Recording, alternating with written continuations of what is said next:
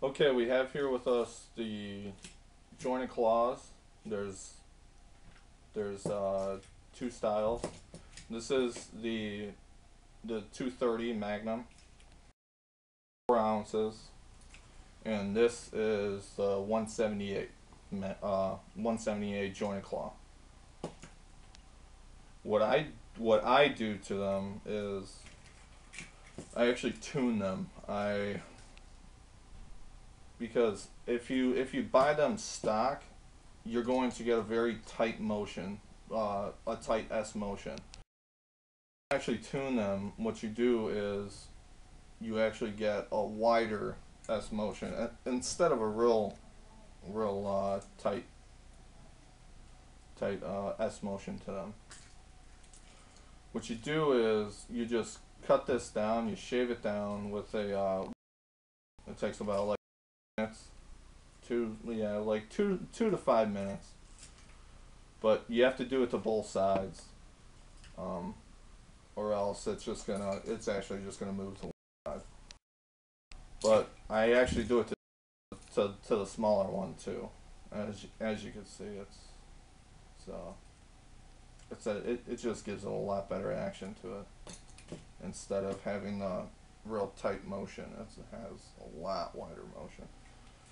And I noticed that the fish that come up to these baits definitely definitely hit it with the wider motion instead of leaving it stock. If you leave it stock, I noticed that fish definitely don't.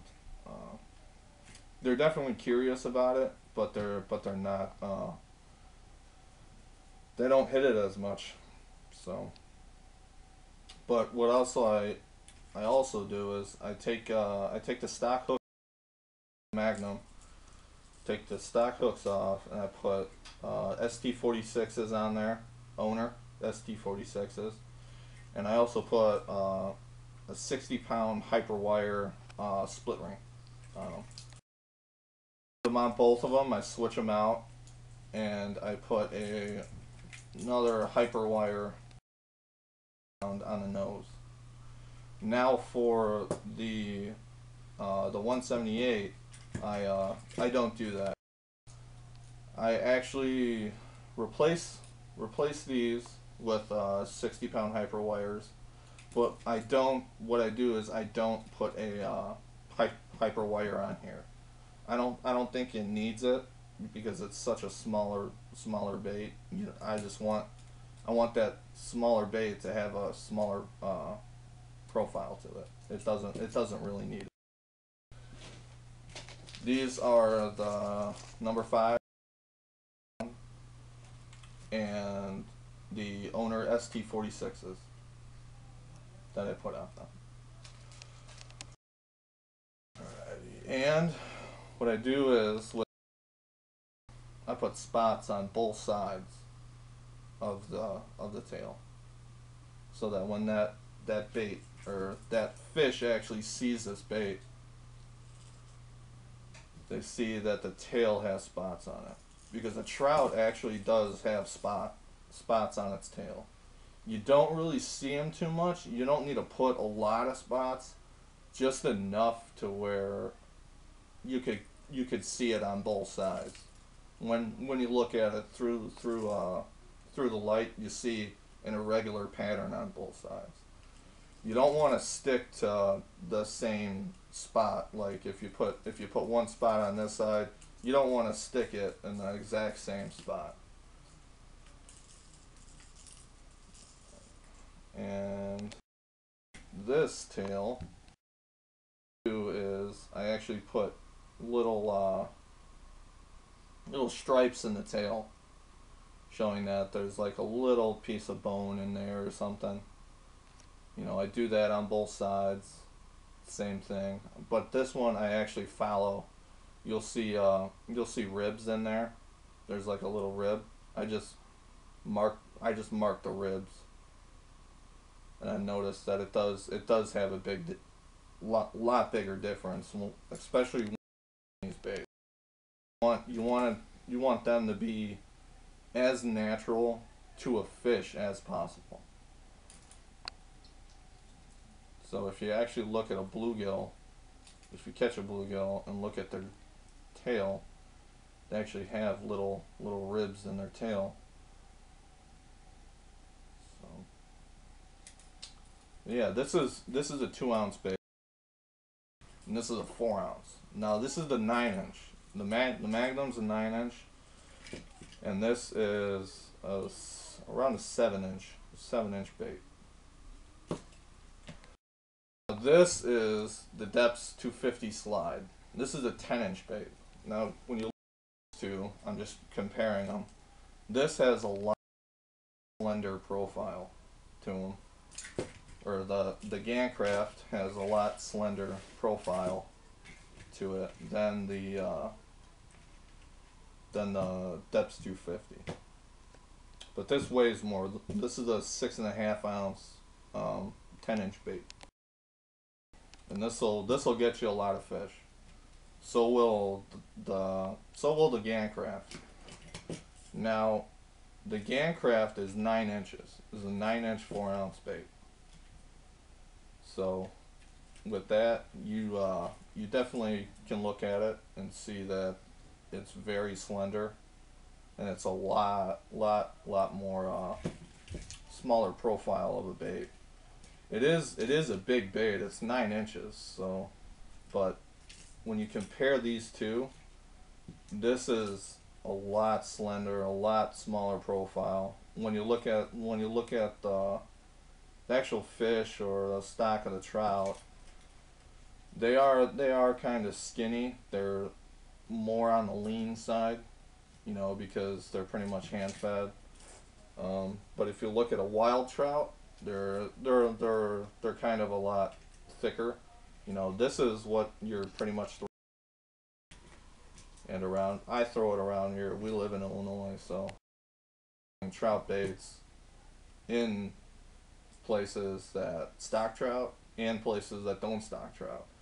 Just because there's no trout in there doesn't mean you can't throw a trout bait. I always do, and I still catch bass on it, even that there's no trout in there.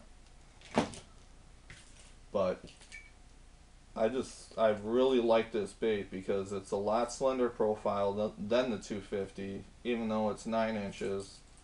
You know, I have more than the 250, or especially around here. This is just a great bait that a lot of people, I don't think people know about the full potential about big baits, is that they'll catch you fish. You know, I catch more 5-pounders, 4-pounders, and 3-pounders on this bait than I do with the Depths 250. Now, the Depths 250 will get you a lot of big fish, but if you're going for bites, the 250 or the 230 jointed claw Magnum is one of the best, especially that I've seen so far. Now I am throwing this on a 7.6 rod that's rated up to 16 ounces, and I'm using a Calcutta D 401. It's a Dobbins rod 7.6 and a Calcutta D 400 or 401D, and I'm throwing it on 30-pound mono. A lot of guys throw it on 25-pound fluorocarbon. I'm not saying that's wrong, but